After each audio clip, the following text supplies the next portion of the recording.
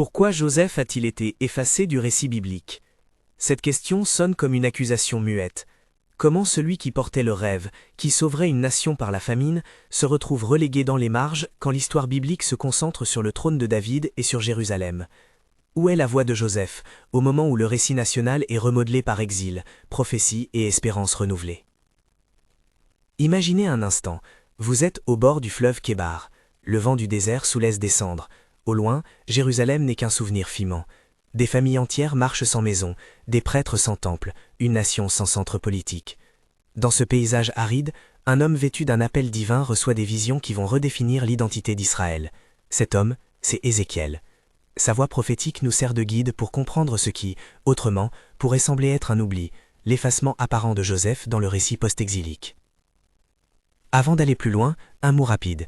Si ce thème vous intrigue et que vous voulez explorer plus d'exégèse biblique comme celle-ci, abonnez-vous et activez les notifications. Cela vous aidera à rester avec nous pour la suite de cette enquête. Commençons par rappeler brièvement qui est Joseph et pourquoi son nom devrait peser lourd dans la mémoire d'Israël. Joseph est le fils préféré de Jacob, l'exilé qui devient gouverneur d'Égypte, celui par qui la famille survit à la famine. Son héritage se transmet à travers deux tribus majeures, Éphraïm et Manassé. Dans la littérature ancienne, Joseph devient souvent synonyme de puissance et de bénédiction.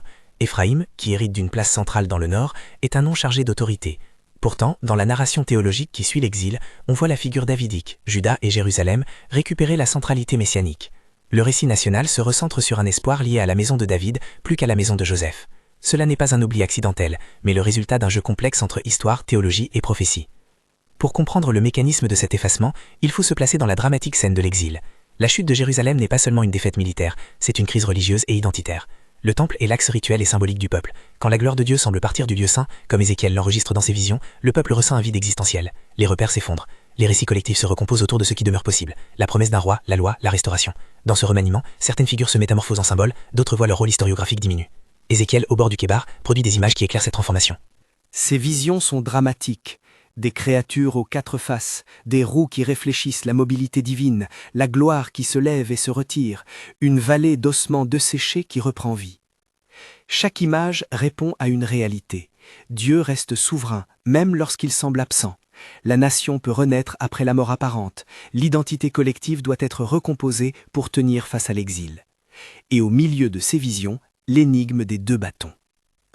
Dans Ézéchiel 37, 15 à 28, le prophète est invité à prendre deux morceaux de bois, à inscrire sur l'un Juda et sur l'autre Joseph, fils de Jacob, puis à les joindre pour qu'ils deviennent un seul bâton dans sa main. Ce geste prophétique, simple et visuel, dit beaucoup plus qu'une union politique. Il annonce une réconciliation théologique et nationale. Mais avant d'interpréter pleinement ce geste, il faut écouter le texte et distinguer ce que Dieu dit littéralement de ce que nous, lecteurs postérieurs, pouvons affairer. Le texte place clairement Éphraïm comme représentant de Joseph. Cela veut dire que dans les symboles du prophète, Joseph n'apparaît pas comme un personnage isolé, mais comme une maison, une tradition tribale incarnée par Éphraïm. Quand on parle d'effacement, il faut donc distinguer deux sens, effacement du nom et effacement du rôle. Le nom Joseph peut sembler moins présent, car la tradition prophétique parle plutôt d'Éphraïm et de Juda. Mais le rôle, la promesse de bénédiction et de renouvellement, n'est pas supprimé, il est transformé. Le bâton d'Éphraïm n'est pas brisé, il est uni à Juda. Regardons de plus près les contours historiques de ce déplacement. Ici, je dois être prudent, certains détails historiques restent indéfinis selon les sources disponibles. Cependant, il est raisonnable d'observer que, après l'effondrement du royaume du Nord et l'exil des autres tribus, la mémoire collective a été remodelée par des réalités politiques et religieuses nouvelles. La royauté davidique, même affaiblie, continue d'offrir un horizon messianique centré sur Jérusalem. Les récits, les chants et les prophéties qui ont survécu ou qui ont été mis par écrit après l'exil privilégient ce cadre. En conséquence, des figures autrefois centrales dans la mémoire tribale peuvent voir leur nom s'estomper au profit de thèmes et de personnages jugés plus pertinents pour la restauration promise. Il y a également un mouvement théologique à considérer. Les prophètes, dans leur langage imagé, cherchent à réorienter la confiance d'un peuple trompé par son propre orgueil ou par des idoles. Ézéchiel, en particulier, met en scène la nécessité d'une réconciliation qui dépasse les loyautés tribales. L'union des deux bâtons signifie un Dieu qui réunit ce qui a été divisé. Ce n'est pas simplement la consolidation d'un pouvoir terrestre, c'est la promesse qu'une seule autorité divine jettera un pont entre les héritages concurrents. La prophétie annule donc l'idée d'un oubli permanent en transformant la place de Joseph. Il est absorbé dans une vision où la division fait place à l'unité sous la présence de l'Éternel. Mais pourquoi cela donne-t-il l'impression d'un effacement? Parce que la réécriture du récit privilégie certains cadres narratifs. Le remaniement de la mémoire culturelle n'a jamais pour objectif premier de rendre justice à chaque figure ancienne. Il cherche à produire un câblage théologique et social nouveau, capable de porter une communauté en souffrance vers l'espérance. Dans ce processus, Joseph, au sens d'acteur politique distinct, peut perdre de l'espace narratif. Mais pour Ézéchiel, cela fait partie du remède. Joseph n'est pas éliminé, mais ressaisi dans une plus vaste promesse de réunion. Examinons également l'option symbolique plus radicale. Les prophètes aiment les gestes et les images. Prendre 2 bâtons et les joindre n'est pas un acte administratif, c'est une performance théâtrale, destinée à frapper la mémoire. Quand Ézéchiel accomplit cet acte, il montre que la division entre nord et sud, entre Éphraïm et Juda, qui a conduit au malheur, sera dépassée. L'accent n'est pas mis sur la disparition d'un nom, mais sur la guérison d'une blessure. L'effacement de Joseph est peut-être moins un effacement historique qu'une métaphore du dépassement. Joseph perd sa posture indépendante pour entrer dans une union salvatrice. Ce que l'on pourrait lire comme un effacement, c'est en réalité une sublimation du rôle tribal dans un dessein unitaire. Il faut pourtant admettre une 3e dimension. L'oubli peut être aussi le résultat d'un simple déplacement d'intérêt rédactionnel. Les textes qui forment la Bible telle que nous la connaissons ont été compilés, édités, transmis dans des circonstances très précises. Les scribes, les écoles prophétiques, les communautés de tradition ont mis en avant ce qui servait le mieux leur mémoire et leurs institutions. Ainsi, certains noms, certaines listes tribales, certains chants peuvent se retrouver plus ou moins en évidence selon les besoins identitaires du temps. Cette observation n'accuse personne, elle montre simplement comment une mémoire collective sélectionne et magnifie certains éléments pour survivre. Dire que Joseph est effacé dans certains récits, c'est parfois constater que d'autres éléments, le trône de David, le temple, l'idée d'un roi restaurateur, ont pris le devant de la scène narrative. Nous touchons ici à une tension fondamentale, l'identité tribale contre l'identité théologique. Joseph, par son histoire personnelle, symbolise l'ingéniosité, la résilience et la bénédiction transnationale, l'Égypte comme refuge, la survie par la famine. Juda, par la royauté davidique et le temple, incarne la centralité religieuse et l'espérance messianique. La prophétie d'Ézéchiel, en joignant les 2 bâtons, ne veut pas annuler ces différences, mais les réconcilier. L'important n'est pas tant quel nom apparaît le plus souvent à la surface du texte, mais quel motif théologique soutient la promesse d'un Dieu qui restaure et unit. À ce stade, on pourrait se demander, quelles implications pratiques découlent de cette lecture? Pourquoi ce débat sur l'effacement de Joseph importe-t-il pour nous aujourd'hui? Parce qu'il touche à la manière dont les communautés se racontent et se réparent après un traumatisme. Lorsque des groupes perdent leur statut, leur mémoire ou leur influence, 2 choix s'offrent. Se considérer oubliés et s'enfermer dans l'amertume, ou bien accepter une réinsertion qui transforme leur identité. Ézéchiel choisit la 2e voie. Il annonce une réunification qui ne nie pas la particularité de chaque tribu, mais qui la place au service d'un avenir commun. C'est une leçon pour quiconque se sent exclu ou dévalorisé. La restauration divine ne fonctionne pas forcément en restaurant exactement le passé, mais en recréant une place nouvelle, pleine de sens, dans l'histoire renouvelée du peuple. Pour bien comprendre cette dynamique, revenons un instant aux images fortes d'Ézéchiel. Elles ne sont pas décoratives, elles structurent la piste herméneutique de son message. La vision des roues, par exemple, insiste sur la mobilité de Dieu. Dieu peut se déplacer avec son peuple, même hors du temple. Le départ de la gloire n'est pas un abandon définitif, mais un signal que le peuple doit être corrigé et préparé. La vallée des ossements, peut-être la vision la plus saisissante, montre la capacité de Dieu à ranimer ce qui paraît mort. Dans ce théâtre prophétique, le geste des 2 bâtons s'inscrit naturellement. Ce qui est scindé et desséché peut être rassemblé et revivifié. Donc, dire que Joseph est effacé serait passer à côté du cœur du message. La promesse n'est jamais d'un retour idéalisé du passé, mais d'une restauration qui produit une nouvelle réalité, une nouvelle identité commune.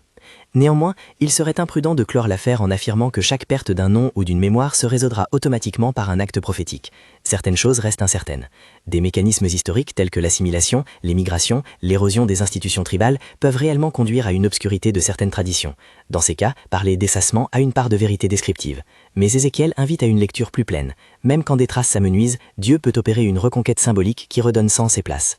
Nous arrivons maintenant à une question cruciale. Si la prophétie des 2 bâtons est la clé, pourquoi n'entendons-nous pas plus souvent parler d'Éphraïm dans nos lectures modernes autant que de Juda? Pourquoi la tradition religieuse, liturgique et théologique contemporaine chante-t-elle surtout Jérusalem et le trône de David? La réponse tient à plusieurs facteurs imbriqués. L'autorité rituelle du temple, l'orientation messianique dans les écrits post-exiliques et la centralisation narrative autour d'un sauveur lié à la maison de David.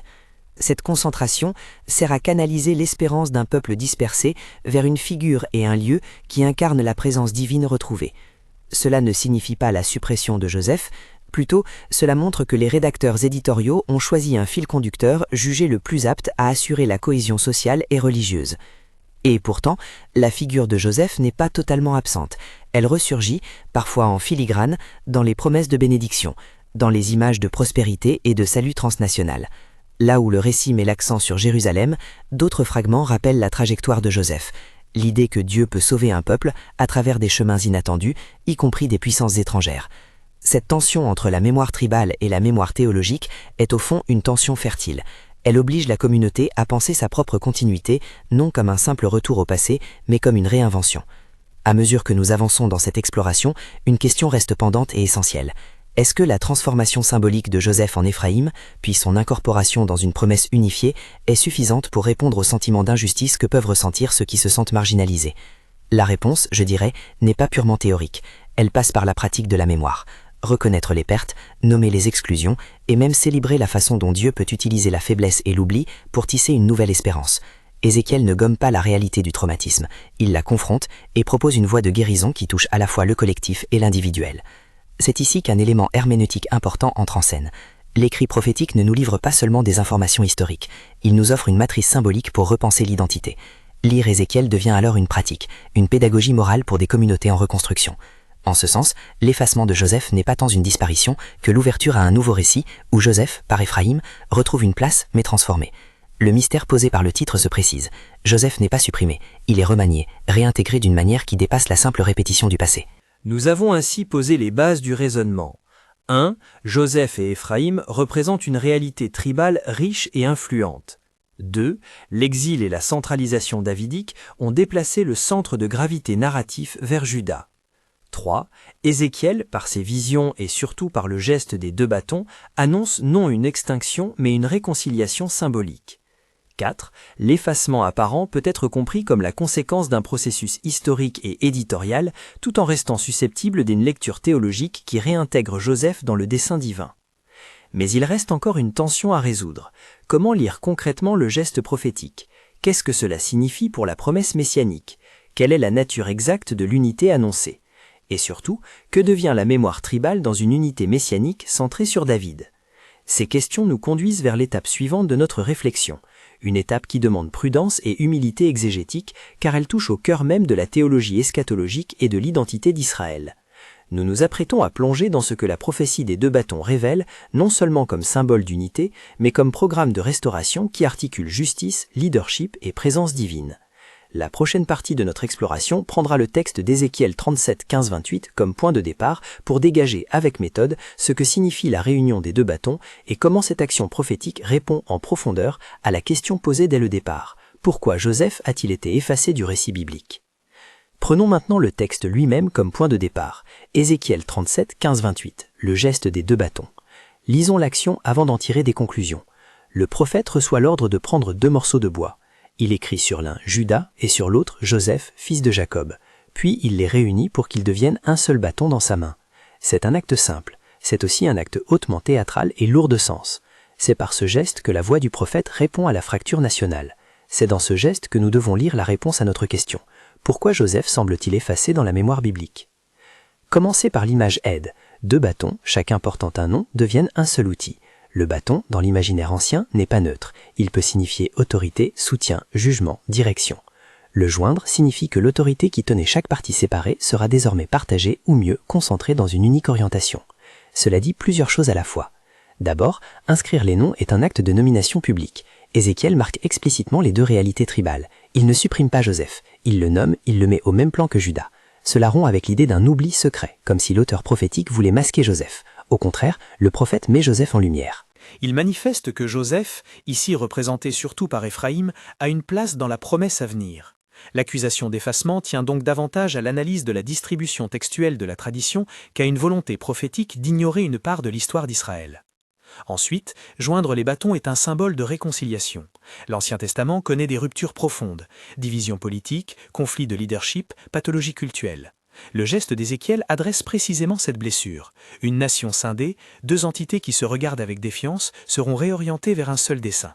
Ce dessein n'efface pas les traces de l'un et de l'autre, il les intègre dans une cohérence nouvelle.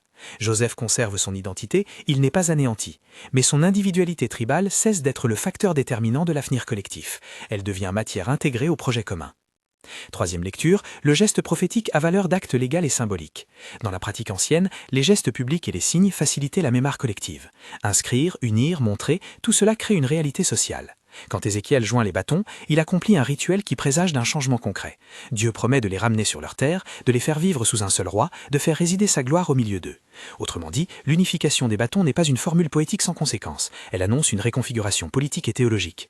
Dire que Joseph est effacé reviendrait à ignorer cette réconfiguration annoncée avec solennité. Il faut aussi comprendre la fonction d'Éphraïm comme dénominatif. Dans le langage prophétique, Éphraïm joue souvent le rôle de métonymie pour le royaume du Nord ou pour la maison de Joseph. Dire Joseph dans un contexte prophétique relève d'une référence plus large, une maison tribale, des traditions, des configurations politiques. Ainsi, l'absence fréquente du nom Joseph au profit d'Éphraïm, l'autre toponyme, ne signifie pas une disparition réelle du personnage historique. Elle traduit un phénomène d'incarnation identitaire. Joseph est vécu comme une maison, une lignée, un symbole de bénédiction, et cette incarnation change de forme à mesure que la situation nationale évolue. Abordons maintenant ce qu'autorise la dimension eschatologique du passage. Ézéchiel ne se contente pas d'annoncer une réunification politique. Il parle d'un roi unique, mon serviteur David, et de la présence de Dieu qui demeure parmi eux. Cette figure de David est problématique si l'on cherche à la réduire à l'histoire littérale. David en tant que roi historique ne remontera pas nécessairement. Ici, David fonctionne comme un archétype messianique, une promesse de légitimité royale et de père-historie. Le projet prophétique est donc de substituer à une série de facteurs tribaux concurrents une espérance convergente, centrée sur la justice et sur la présence divine. Dans ce cadre, Joseph n'est pas effacé, il est intégré dans une promesse plus vaste, où son héritage sert l'institution d'un royaume réconcilié. Reste la question historique. Pourquoi, dans les manuscrits et dans la tradition post-exilique, le nom de Joseph apparaît-il moins fréquemment que celui de Juda? Ici, la prudence est de mise. Certaines dynamiques historiques sont plausibles, par exemple l'extinction ou l'atténuation de structures tribales, les dispersions et les assimilations, mais chacune de ces propositions doit être tenue comme hypothèse et marquée comme indéfinito lorsqu'on manque de preuves catégoriques.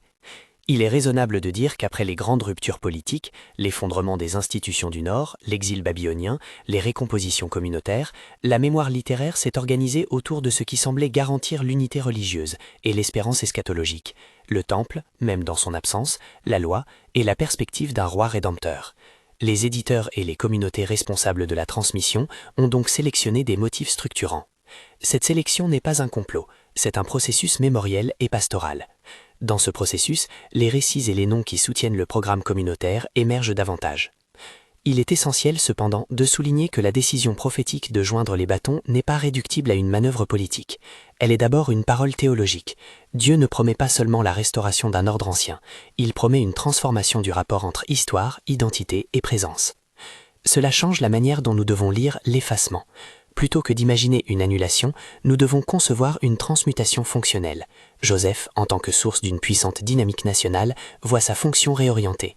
Son héritage sert désormais la finalité d'une paix ordonnée par la justice divine. Approfondissons un point qui fait souvent débat, la tension entre mémoire et innovation. Les peuples qui survivent à un trauma collectif doivent se raconter autrement. Parfois, la mémoire se recycle, parfois elle se redéfinit. Ézéchiel propose une troisième voie, ni simple rappel nostalgique, ni oubli méprisant, mais une réinvention qui garde l'essentiel. Le geste des deux bâtons conserverait donc la mémoire de Joseph, tout en les faisant participer à un récit commun qui dépasse la concurrence tribale. Autrement dit, l'effacement apparent est moins une perte totale qu'un remodelage identitaire. Considérons maintenant l'enjeu théologique pour l'auditoire contemporain. Que signifie cette lecture pour une église ou pour une communauté qui se sent marginalisée? La leçon prophétique est triple. D'abord, Dieu peut et veut restaurer ce qui semble perdu. La vallée des ossements nous l'avait déjà montré. La mort apparente peut devenir source de vie.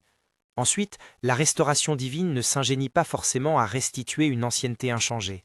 Dieu crée une nouvelle réalité qui conserve, transforme et élève.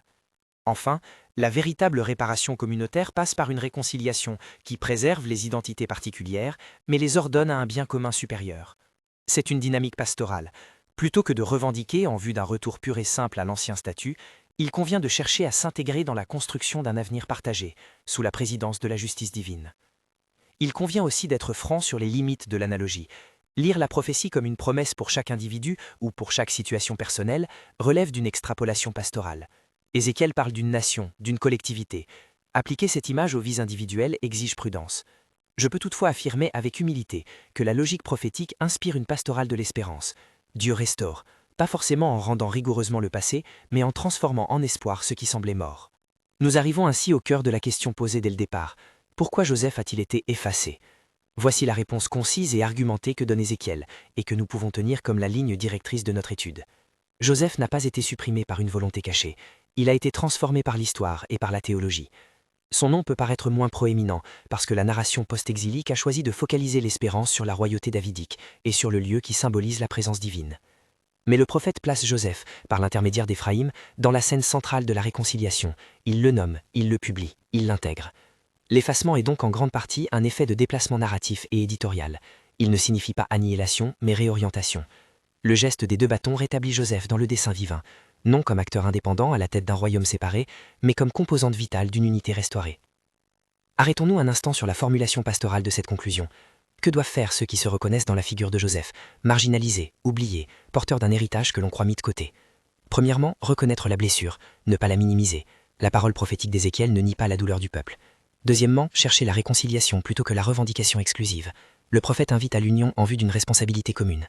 Troisièmement, cultiver l'espérance pratique, participer activement à la vie de la communauté, offrir les talents hérités, accepter que Dieu puisse redéfinir notre rôle pour servir un avenir plus grand. Pour clore théologiquement, la prophétie des 2 bâtons nous enseigne que Dieu opère par résurrection et par réorganisation. La promesse n'est pas un retour idéalisé, mais une transformation créatrice. Joseph, dans ce cadre, n'est pas effacé, il est réapproprié dans la vie commune de la nation restaurée. Avant de terminer, quelques précautions herméneutiques et pastorales. Ne transformons pas l'argument en une théorie de conspiration historique. L'absence relative de certains noms dans les traditions n'est pas la preuve d'un enlèvement volontaire par des acteurs humains. Ne promettons pas que toute perte d'identité aujourd'hui recevra automatiquement un équivalent prophétique. Et n'utilisons pas la lecture d'Ézéchiel pour justifier des formes d'expansion ou de domination politique. La prophétie appelle à la justice, à la paix et à la présence de Dieu, jamais à l'effacement d'un autre au bénéfice d'une autre. En guise d'application finale et concrète, voici 3 pas que nous pouvons faire dès maintenant, en tant qu'individu ou communauté, inspirés par Ézéchiel 37. 1. Nommez les pertes. Prenez le temps de dire ce qui a été perdu ou marginalisé, un héritage familial, une mission d'église, une culture spirituelle, et reconnaissez la douleur qui accompagne cette perte. 2. Cherchez la réunion. Engagez-vous dans des gestes concrets de réconciliation.